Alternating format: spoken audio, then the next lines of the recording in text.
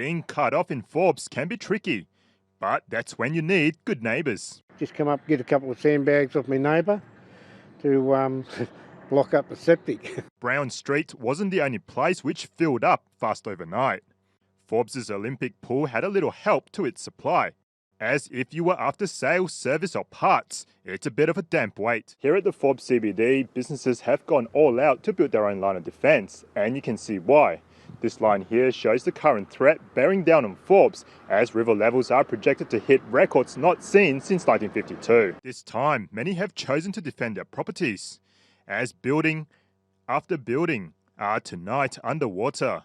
6 major floods now in 12 years. This last-minute levee bank standing tall to protect a near-finished project. Others who are measuring up how much this time will hurt. For locals, the wounds are still fresh. Back here in Forbes, here a couple of weeks ago. With cameras and smiles all around.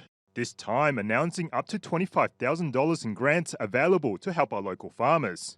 Despite Bajerabong producers like Scott Darcy already on track to lose millions of dollars. I will make the point that that funding arrangement has occurred in a much faster way than has occurred in previous floods. The rescue task was impossible by road and far too dangerous by boat, so there was only one option left.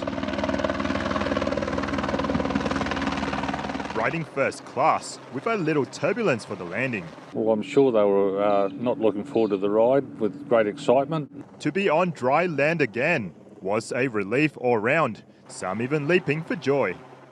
Residents in Canowindra awoke to an uninvited early morning visitor.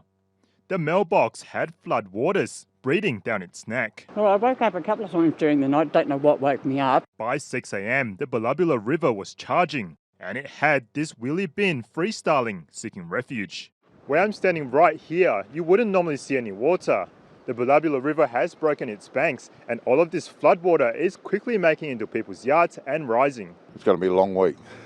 Plenty of clean up to do. We've sandbagged and put plastic along the front of all the buildings. Even then, things didn't hold up. Water infiltrated this kitchen space. But despite the grim outlook, some found new ways to get around this adversity. No, it's good transport, so I'm not getting my car out and getting wet. So.